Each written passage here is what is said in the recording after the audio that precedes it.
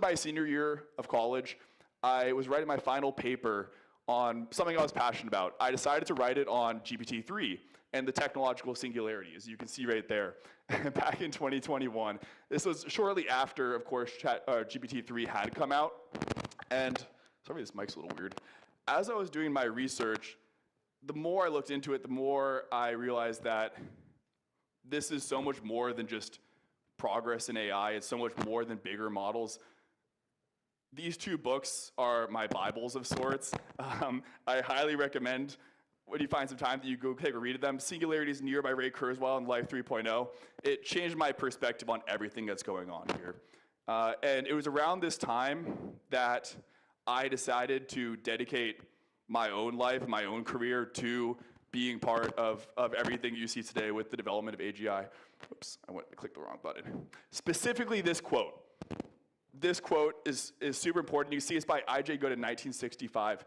It's a huge quote. I won't tell you about the whole thing, but look at that bolded part. The first ultra-intelligent machine is the last invention that man need ever make. That struck me. The first ultra-intelligent machine is the last invention that man need ever make. I think a lot of people in Silicon Valley feel the same way, and it's gripped them in the same way. So, with that being said, I headed to the frontier of human progress, and I think that is here in San Francisco. The future is already here, it's just unevenly distributed, and nowhere is it more here than in San Francisco. So, Trust in the Age of Acceleration, very intentional title. What is the reason for that title? Let's start with the Age of Acceleration. Remember I showed you this graph in December of 2023? There's that graph again. Let me show you what I mean. So this is back when I was writing that paper, right? GPT-2, GPT-3, rings a bell, right? It looks like the same graph. We really are that crazy exponential. In fact, we have been for a while. You can see 120 years of Moore's Law. I'm sure everybody here knows Moore's Law. That's logarithmic, that's why it looks linear, but it truly is exponential. That's what's driving all the progress we see in AI, is just our ability to grasp, take advantage of all the extra compute power that we're building up year after year. In fact, it goes a lot further than just compute power. You can look at the adoption of all technology across, this is the US, but really across the world, and you see that our adoption of technology, everything from the telephone to the PC to where we are today with smartphones and with AI, has been getting more and more rapid. It goes back much further, and this is where I'd love to kind of pull back and look at the bigger picture here. When you look at the history of progress, human progress, you go all the way back to the Stone Age with stone tools. You see these same compounding S-curves that are lifting humanity to new heights at ever-increasing rates. This is my favorite graph. This is from, this is from The Singularity is Near. You look at the entire history of life in the universe, our 4.2, somewhere between 3.8 and 4.2 billion year history of life on Earth, and you plot out the most significant moments in our history, it follows that same logarithmic or exponential curve. Again, we're on a logarithmic scale here. Things really are speeding up, even when you look at the entire history of life in the universe. Of course, I can bring this back to AI. I'm going to bring it back down in scope now. This is our distorted view of intelligence, where we think that the distance between Einstein and a chimp, for instance, is super great, right? And we're still at that maybe basic chimp. This is back in 2015, so maybe we're a dumb human now. That gap is a lot smaller than we think. In fact, that's a lot more what the graph looks like. And I'd say we're just about in that dumb human to Einstein level. In fact, I can show you another graph that proves exactly that point. I love this weekly IQ test that they do for all the latest frontier AI models. This is happening right now. This is in late 2024. You see the frontier models were about 100 IQ, right? Average human level IQ. 2025, where we are now, this is in April of 2025, the best models, O3, are over 2 standard deviations above average human. They are nearing superhuman levels. And I can say, like, anecdotally myself, I've had this profound shift in how I approach using AI. Given you know what the caveats are, I've accepted that by and large AI is more intelligent than I am, and I defer to its thoughts and its opinions as long as I give it the right context and understand the caveats more and more nowadays. And it's really been a crazy shift that's happened to me specifically in the last 3 to 6 months. It's happening now. Anthropic's Dario Amodei, this quote was making the rounds. This was like, what, about a week ago? Almost exactly a week ago. 50% of all white-collar jobs gone in the next 5 years. I told you that here in tech, we are where the future is happening fastest, right? In fact, you already see that with big tech. Big tech hiring is already down 50%. Like, it is happening now, and we're getting to that wall in the exponential, that knee or the elbow in the curve, as you see in that bottom right corner. This is one more way to look at that elbow in the curve. This is how I like to view it, and this is what I think is most salient to me. We have technological progress or environmental change over time. This is how quickly technology is moving. That follows our exponential, right? Rate of change is increasing at an ever-increasing rate. You look at our collective human capacity to adapt to that change. At best, it's maybe slightly linear up. It's probably more likely flat or even down. Some people argue that we're becoming less able to adapt to new technology as our society simply scales, becomes larger and harder to move. I call this the trust gap right there. That is the trust gap. Alvin Toffler, this is a great book that he wrote back in 1970, pointed out much the same issue. And what he calls it is future shock. Maybe everybody's heard of culture shock before. It is culture shock applied to our ability to adapt to the future in general. That trust gap is huge, and let me point it out to you more specifically. Gallup tracks trust across 62 different metrics, 62 different indicators across the US, and has been doing so for decades now. When you look at all these metrics, 60 out of 62 Gallup indicators are at or near all-time lows right now. This is the bellwether, right? This is the trust gap we see, and you can feel it, right? You can feel that trust in our institutions, trust in our government, trust in big organizations, trust in our healthcare systems, trust in our economy, all of this stuff is at all-time lows. The only two that aren't, small business and the military are the only two that aren't. You see, unfortunately, large technology companies and tech in general is not faring any better. So why is trust eroding? I've been reading a lot about this recently. If you know me well, you know I like to read books. I read somewhere between 50 and 100 books a year. This is a book that I read recently, American Breakdown. It came out in 2023, talking specifically about those 62 Gallup polls and what his theory is for why we see this. He points out 3 reasons. One is the elite gulf, the gulf between globalists and nationalists specifically. You can see that, what's going on right now with trade wars and tariffs. Sheer size. When you look at the size of organizations, that's governments, that's the biggest companies out there now. In general, they're larger, they have a greater share of the economy than they've ever had before. That leads to a certain sense of remoteness and lack of control or lack of agency when you look at how gargantuan these companies are and organizations in general. Third is the internet, specifically pointing out the attention economy and how that collapses what the sirens call, what Chris Hayes calls attentional regimes, and I'll talk a little bit more about that. Again, it kind of goes back to remoteness here. I'm gonna add one more, which is based on the graphs that we saw. When things move faster, when technology is progressing faster, uncertainty increases, right? With acceleration, increases uncertainty. And with uncertainty, you have to rely more on trust. There needs to be more trust, or else fear grows in that gap. This is actually a presentation that I ended up giving to, I was fortunate enough to give to my alma mater a couple weeks ago. I got to speak to dozens of students who were in high school, and it's a perspective that I rarely get now, right? Now that I'm here in Silicon Valley. And a fascinating thing that I heard is just how uncertain high school students are right now. I'm sure a lot of people here have children as well, just how much uncertainty there is for people who are choosing their majors or trying to figure out, what is the world going to look like in 4 years, and how do I make sure, even when I'm going into college, that I'm taking the right curriculum, that I'm preparing myself for a future that is so incredibly unknown. I'll tell you that CS degrees are nearing all-time lows right now. There's been a huge bell curve down. Everybody's going into other more tangible, like working with your hands industries. Whose fault is this? It is certainly not the individuals. You can point out particular companies or governments. It is so much bigger than that, right? At this point, when you can point out so many different incidences, it's really the systems. is the systems that we rely on that have not been keeping up to date with this rate of technological change and everything we see around us. So how do we restore trust? I'm going to point to another book because I love books. This book is Bowling Alone. It's like a seminal book on the history of community in the United States from really its peak in social capital and community in the 1950s after the war, all the way until now. Robert Putnam goes into a lot of stats, breaks down a lot of details as to why we're seeing social capital and trust at all-time lows. His solution is the same sort of set of recommendations that you see for the previous book that I was referencing. It comes down to upgrading our systems, right? And specifically these two things, and I'm gonna go into detail in just a second. Nearness, that's increasing understanding, our belonging, our sense of shared humanity, bringing people together. It is just so much easier to bring that shared humanity when we're all close together.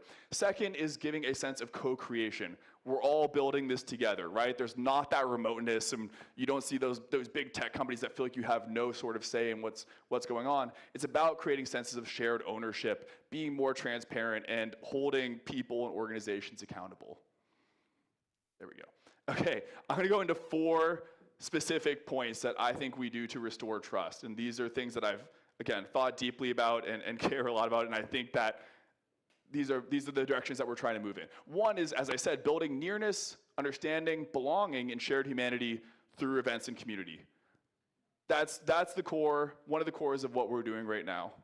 Second is creating forums for better attentional regimes. And this is in contrast to what you see online.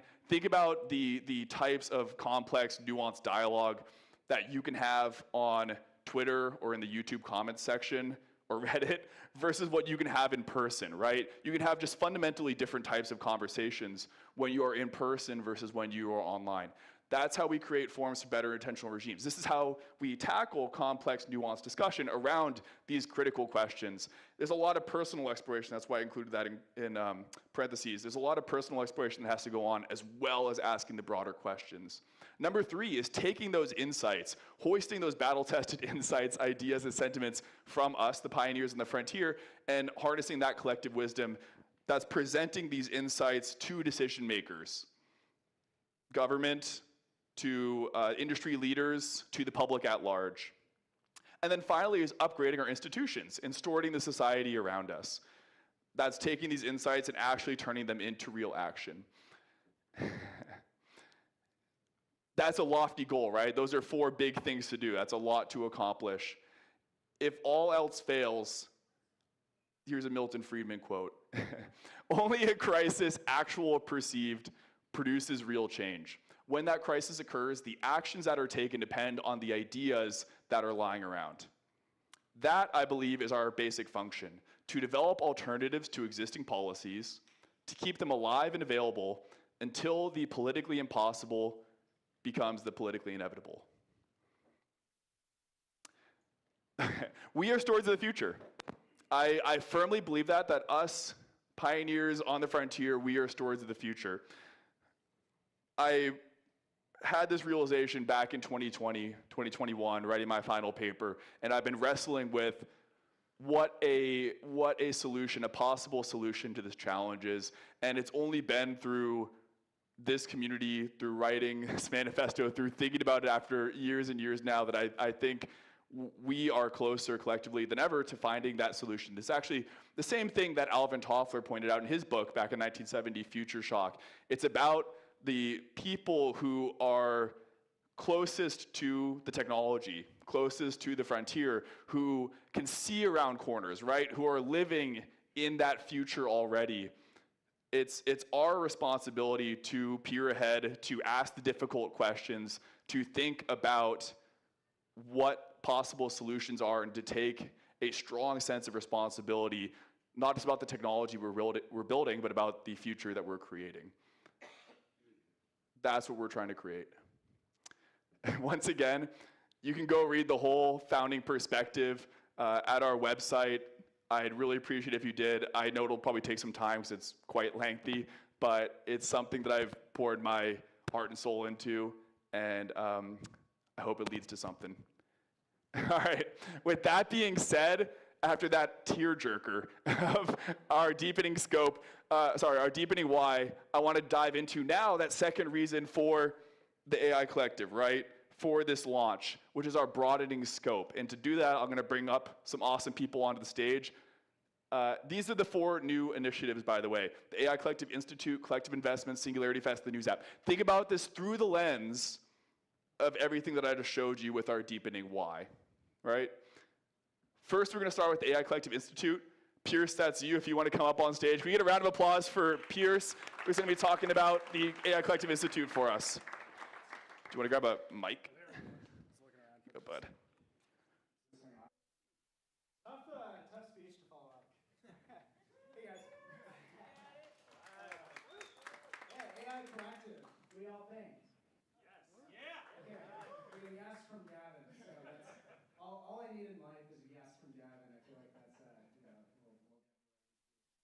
listen, my name's Pierce. I'm one of the other co-founders here. I'm the least cool of the 3 co-founders and the one that you guys probably know the least. So, I feel after 2 years of running the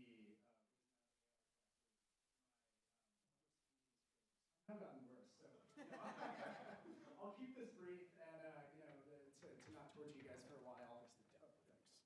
Okay, so I'm going to talk a little bit about the AI Collective Institute.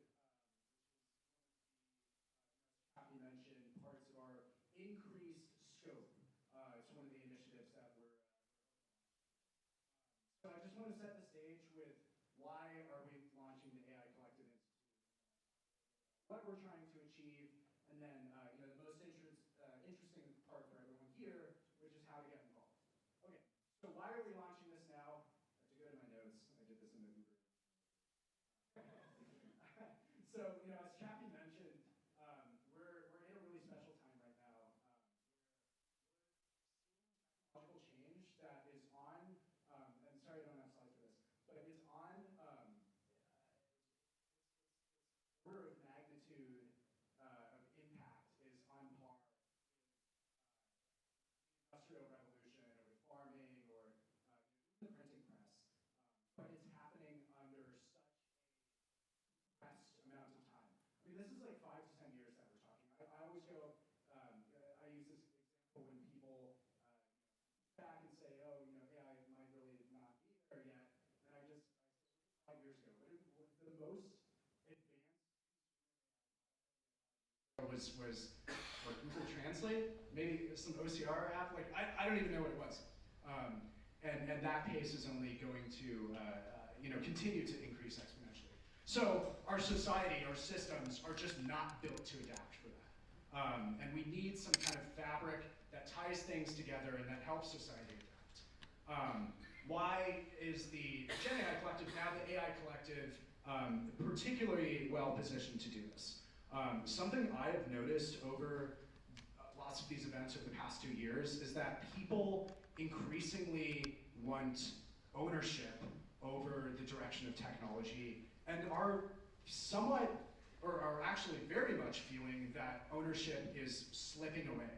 And the classic example of this, I was just talking to a VP of engineering at a super well-known blue chip tech company that runs an AI org a couple weeks ago, and he was acting very confident in public, and then in private he kind of told me, I'm terrified.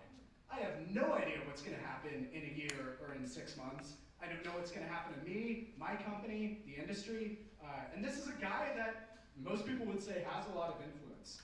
So it's really everywhere, this feeling of kind of eroding control.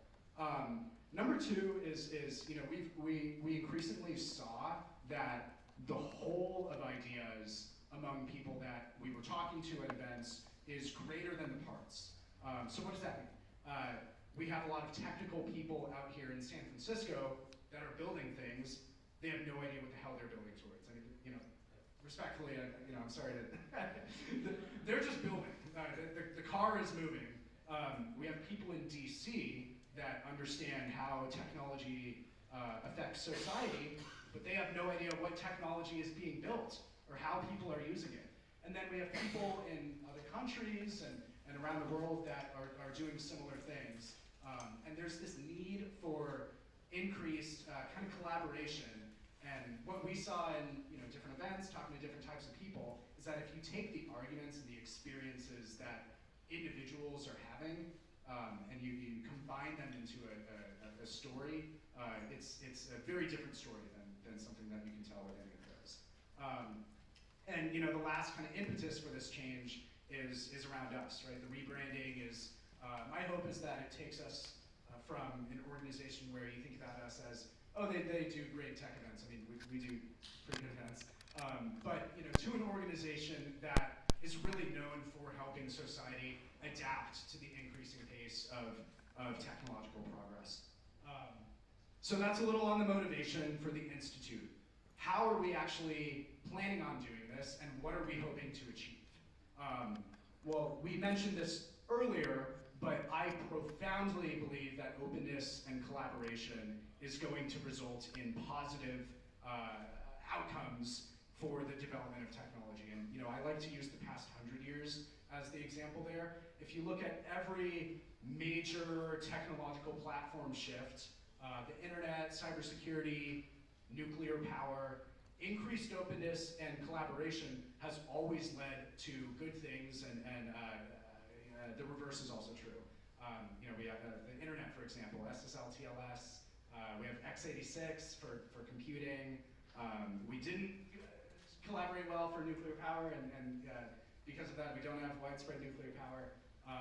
These are all revolutions that were not as consequential for the world. We absolutely have to get this right. We absolutely have to crack openness in this one. The second thing that we're trying to do with the Institute is to take the conversations that we're having at events and translate them into meaningful action items for decision makers.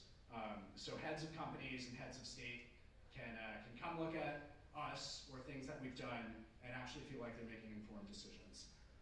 Our ultimate KPI, this is very ambitious, but our ultimate KPI with the Institute is that global levels of trust just show a little bit of an uptick. That'd be pretty nice, right? No more of those depressing Gallup polls or whatever you showed. So that's a little bit on what we're hoping to achieve. And then how can you guys get involved? This, obviously is the big CTA here. I am proud to announce that we are launching a fellowship for the Institute. It's going to be called the Signal Fellowship. And this will consist of collaborative research with us, with the team, across many different cities, in whatever domains are applicable to what you're interested in, that go and serve this larger mission of promoting openness and promoting transparency. So who can you get in touch with? Full transparency, I am not the main driving force behind the Institute. We're lucky to have this incredible team of builders and very dedicated people. None of them are unfortunately here, but I'll introduce them all to you. So number one is Catherine McMillan, who you've probably heard a lot from this week. She is our incredible full-time founding director. She's located in DC. We also have Liel Zeno on the Institute team. She's really the architect of all of this, of the mission of this, of the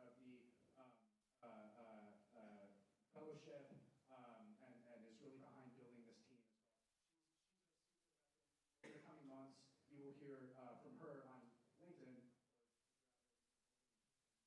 a lot more. And then the third person that it will be great is Frank, who maybe some of you guys have heard from. He's really spearheading our newsletter, and is also behind a lot of this Institute stuff. Now you'll notice, I put some red pins on these next to the locations. I feel like SF is missing. So you know what? Hey, the team is growing. We're always looking for new people. So if this resonates with you, institute.genaicollective.ai, or just find me.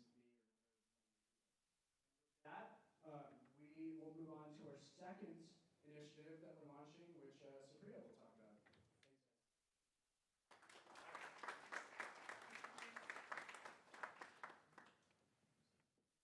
Thanks, guys.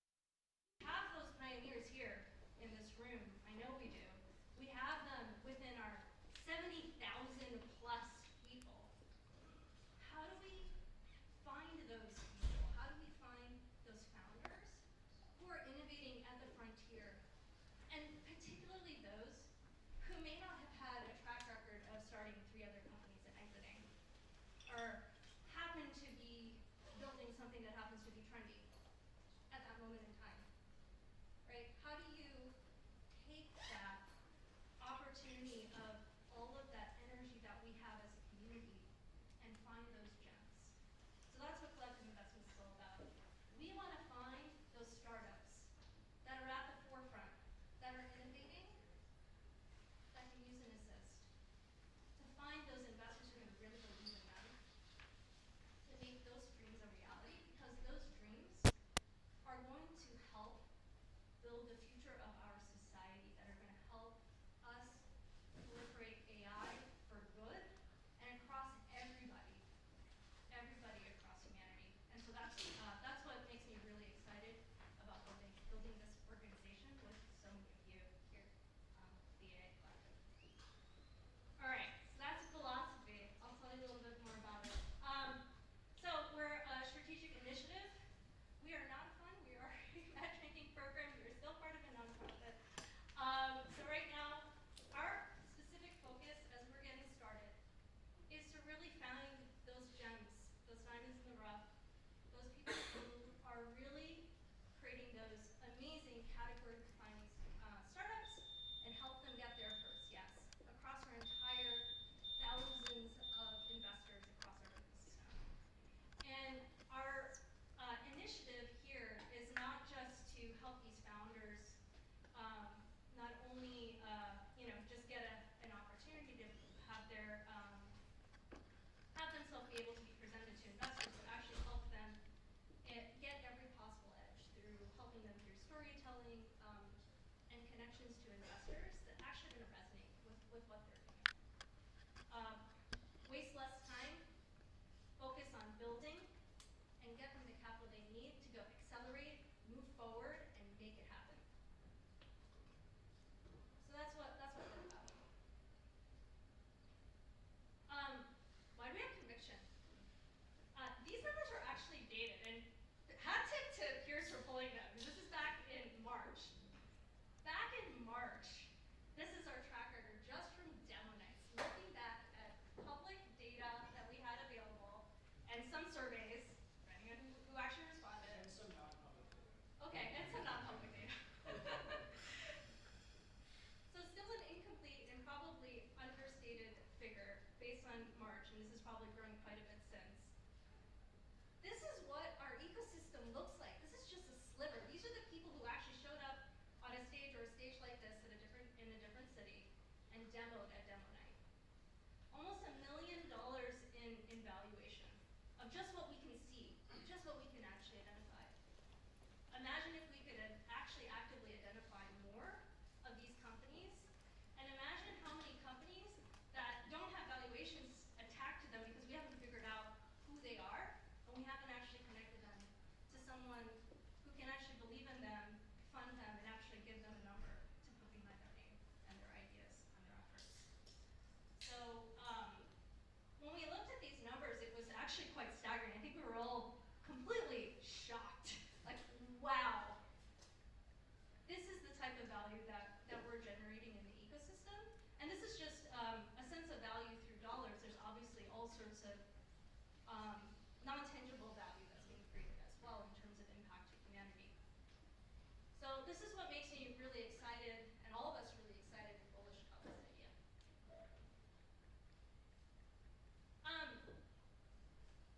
Some of the guiding principles as we're trying to figure out how we're going to accelerate the ecosystem really are about going beyond just being kind of like this, like a newsletter, just like any other newsletter or deal flow or things that you guys might get spammed with too.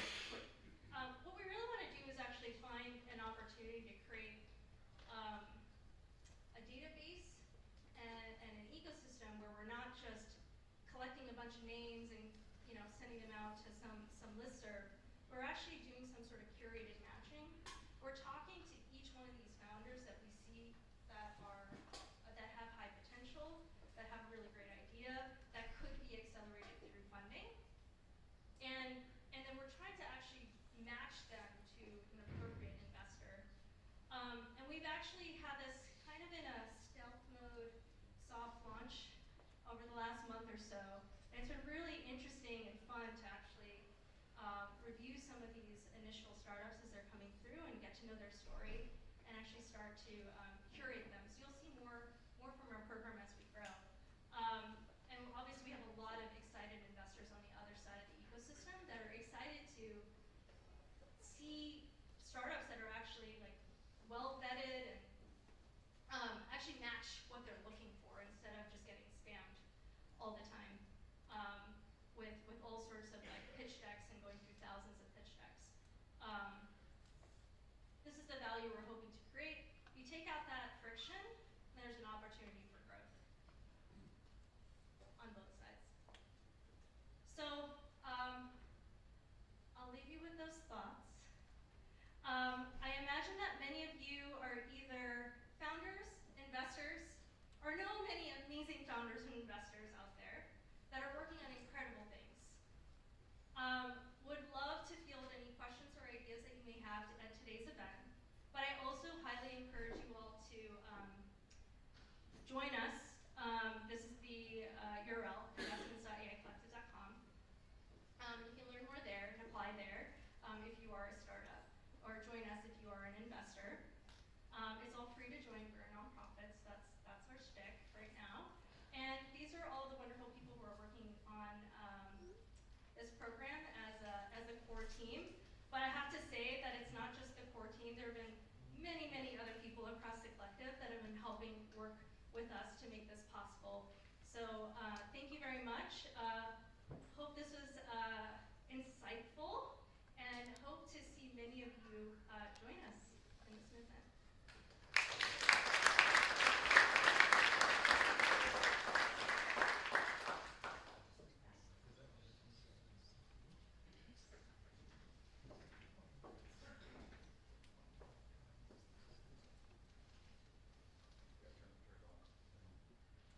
Hello, can you guys hear me?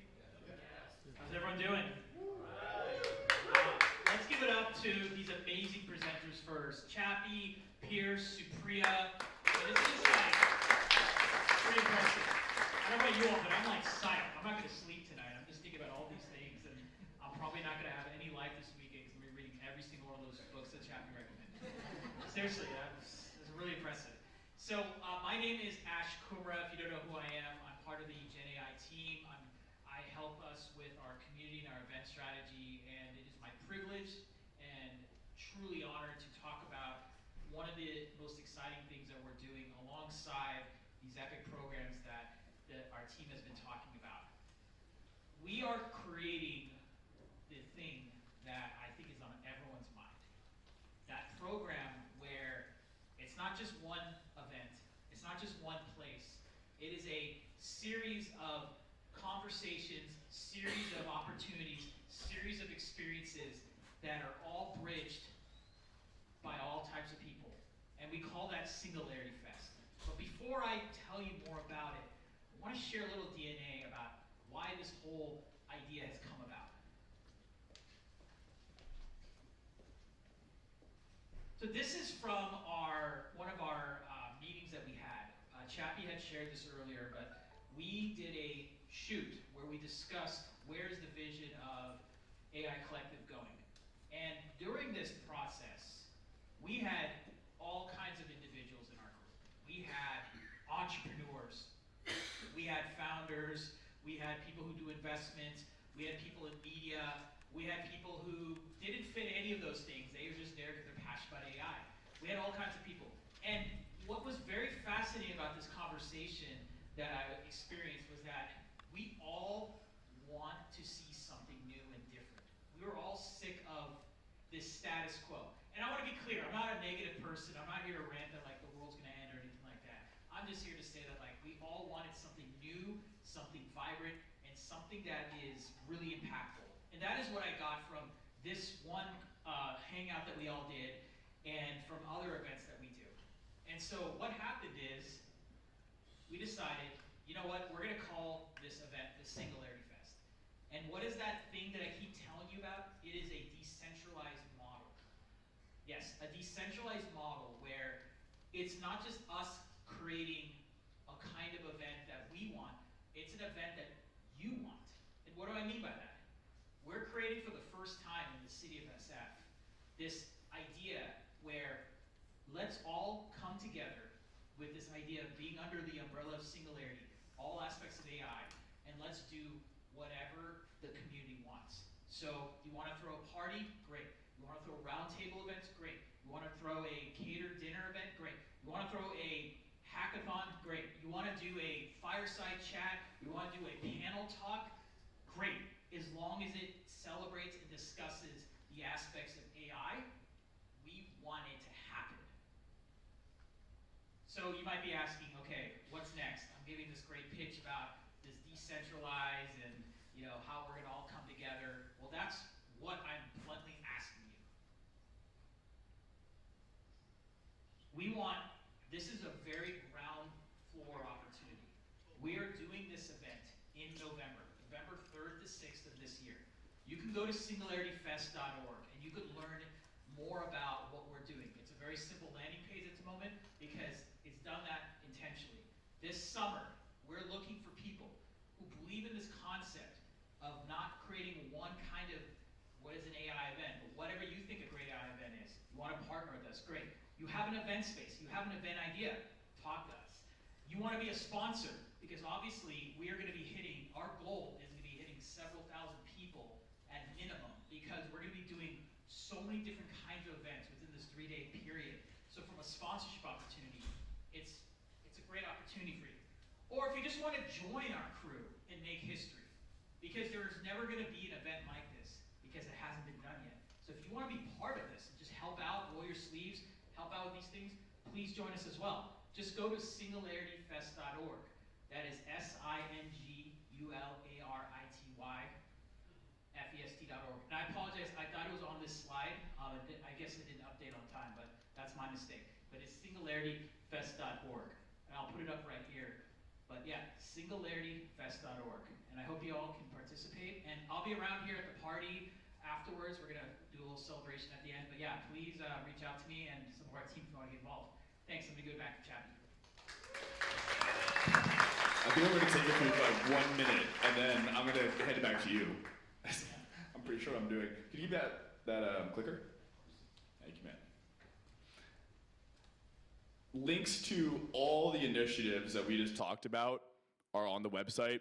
The fourth and final one that I want to show you just very briefly, we actually don't have anybody come speak about this. All this is going to be announced on Friday, so get ready for News App launch day on Friday. You can also go find this on our website. It's news.aicollective.com. This is going to be super exciting. We're going to have a whole launch video around it, so the launch video is going to tell you everything. With that being said, Ash, can I bring you back up on stage? And I'm going to get you some chairs, and I would love to talk about AWS and us. Thank you so much. Let me get some chairs, guys, and we're going to have a great conversation in a minute.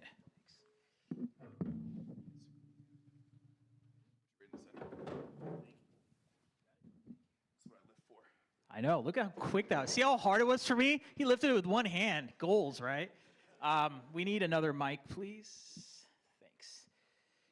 So I'd like to introduce one of our esteemed partners from AWS, Sukriti Gupta. Could you please come on stage? Let's give him a round of applause.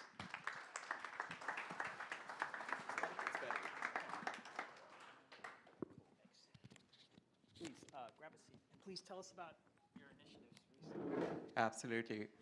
By the way, guys, I'm really impressed, and thank you, Chappie, for setting up this stage so prominently. I think the Gen AI and the disruption or the innovation is going to bring to us is definitely the top of mind of everyone, so thank you. It's a great community. I'm so glad to be part of this event today, so thank you for giving me this opportunity. So quickly introduce myself. My name is Sukriti. I am part of the AWS Gen AI ML BD team. What we help a startup is either with the technology stack, with the go-to-market, connecting with the enterprises, the credits, you name it. We just want you to be successful with your journey. I do want to call it out one thing, just like this forum is going through rebranding. You might have seen that it used to be called AWS Gen AI Loft, and we are also rebranded it as a AWS Builder Loft. And part of the reason is in AWS, we believe, is the builders, is the startups, people who roll their sleeves. They are the ones who are going to drive the innovation. So. That was good. Thank you. So I appreciate that. How many people here have used AWS as a product or service? I just want to give him some data here. Okay, that's impressive. That's impressive. I mean, you are definitely serving our community.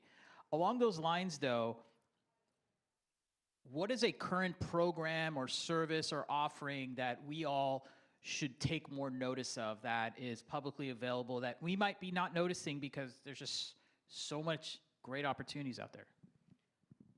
No, absolutely. And I'm assuming, Ash, you're talking about the startup opportunities to engage with. So I would highly encourage just look for the startups.aws.com is the AWS startup page. We do have a couple of startup programs like Activate Credits as an example, where you can sign up, you can get started with the AWS. We also do, over the time, a lot of good accelerators and incubators. Like most likely in coming times, we are going to announce a Gen AI accelerator program. And there the credits could be pretty decent, like a couple of 100,000 to $500,000. And what these programs do is not only you get the credits, we try to match you with the enterprises. We invite our VC partners, and we have a very kind of a close-knit ecosystem with a lot of VCs, a lot of accelerators, partners like NVIDIA. So we are happy to make those kind of introductions. So just keep an eye for all the upcoming programs.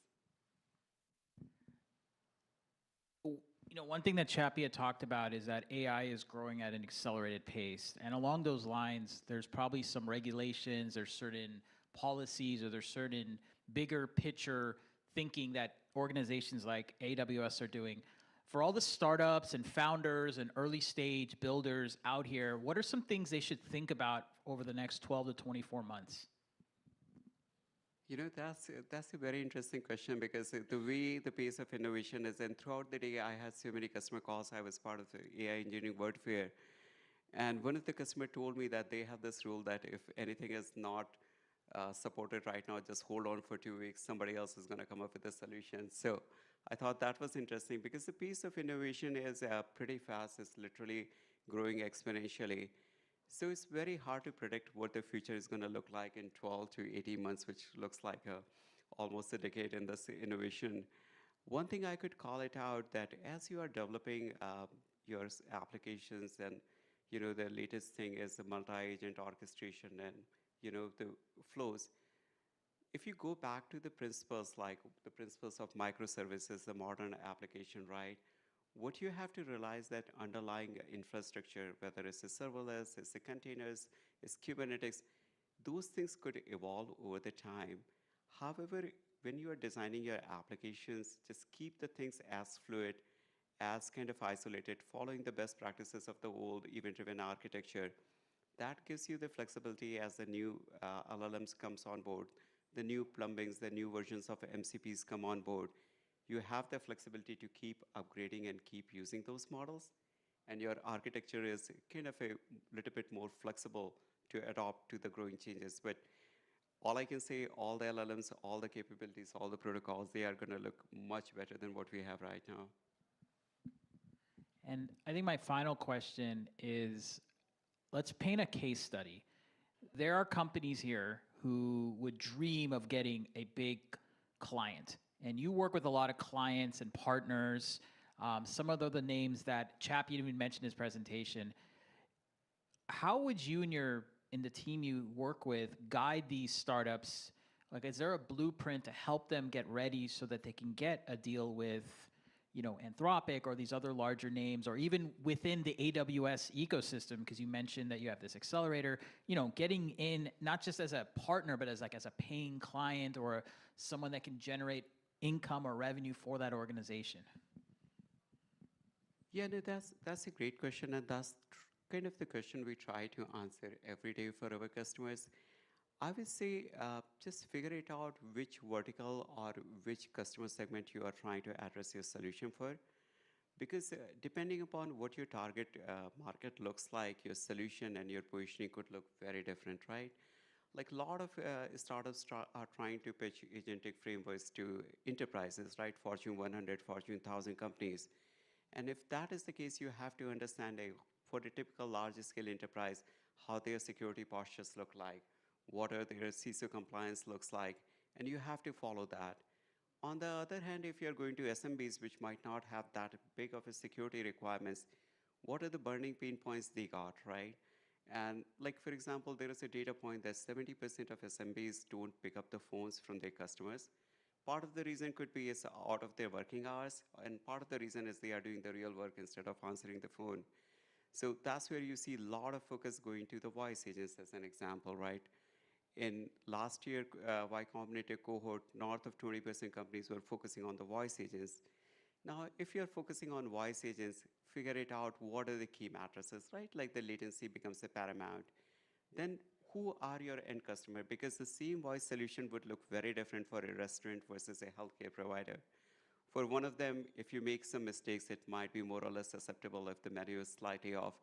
But if you are going to sell the same voice solution to a healthcare provider, you have to understand the HIPAA compliance, you have to understand the PII, you have to understand everything else, which becomes a table stake.